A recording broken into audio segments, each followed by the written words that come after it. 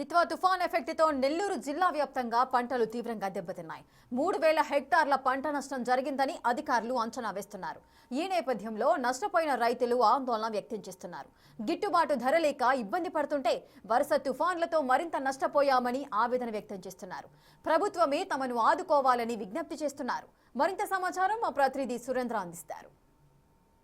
అల్పపీడన ప్రభావంతో గత 4 రోజుల పాటు కురిసినటువంటి వర్షాలకి ఉమ్మడి నెల్లూరు జిల్లా వ్యాప్తంగా అనేక చోట్ల ఈ యొక్క వరి నాట్లు ఉద్యానవన పంటలు దాదాపుగా 3000 పైన హెక్టార్లు పంట యొక్క దెబ్బతిన్నట్లుగా ఇటు అధికారుల నుంచి సమాచారం తెలుస్తూ ఉంది. మనం చూడవచ్చు ఈ యొక్క 4 రోజుల పాటు పడినటువంటి వర్షాలకు ఇప్పుడు ఈ ఉమ్మడి నెల్లూరు జిల్లా వ్యాప్తంగా కూడా ఇంత వరి నాళ్ళు వేసున్నటువంటి పరిస్థితి. ఆ వరి నాళ్ళన్నీ కూడా మునిగిపోయి కొన్ని చోట్ల కొట్టుకొని కూడా వెళ్ళిపోయింది.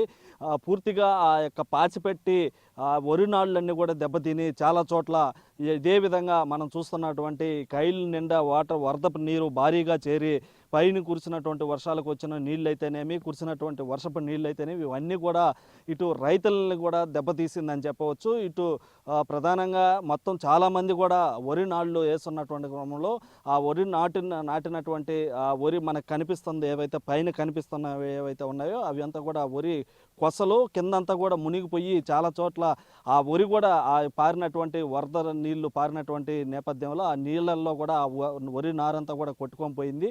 చాలా చోట్ల ఇదే విధంగా మనం చూస్తున్నటువంటి ఈ యొక్క ప్రాంతమే కాకుండా చాలా చోట్ల ఉమ్మడి నెల్లూరు జిల్లా వ్యాప్తంగా ఇదే విధంగా వరి నాళ్ళన్నీ కూడా దెబ్బతిన్నాయి. ఈ రైతులంతా కూడా లబో దిబో అంటున్నారు. మళ్ళీ ఆ యొక్క వరి నాళ్ళు మళ్ళీ పోసి మళ్ళీ వరి నాట్లు వేయాలంటే ఖర్చులతో కూడినటువంటి పరిస్థితి.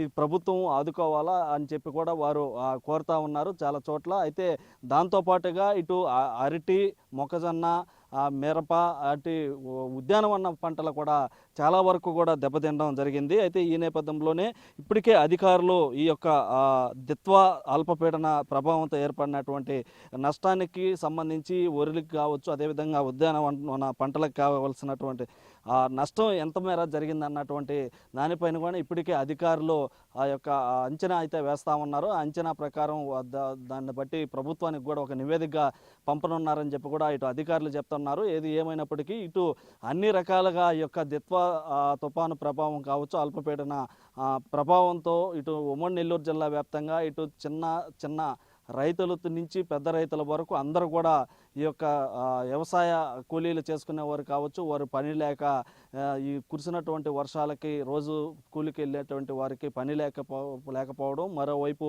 రైతులు నష్టపోవడం కూడా జరిగింది. చాలా చోట్ల కూడా ఈ నారుమళ్ళు అనేటివి దెబ్బతినడం, అదేవిధంగా ఉద్యానవన పంటలు దెబ్బతినడం కూడా రైతులైతే మళ్ళీ మొదటి నుంచి ఆ యొక్క పంటని సాగు చేయాల్సినటువంటి వాతావరణం ఉందని చెప్పి కూడా చెప్తా ఉన్నారు. ఇటు మొత్తం మీద ఈ యొక్క దిత్వా అల్పపీడన ప్రభావం అయితే నెల్లూరు జిల్లా మీద ఒక ప్రభావాన్ని అయితే చూపించిందని చెప్పవచ్చు. కెమెరామ్యాన్ మనోజ్తో సురేంద్ర, బిగ్ టీవీ.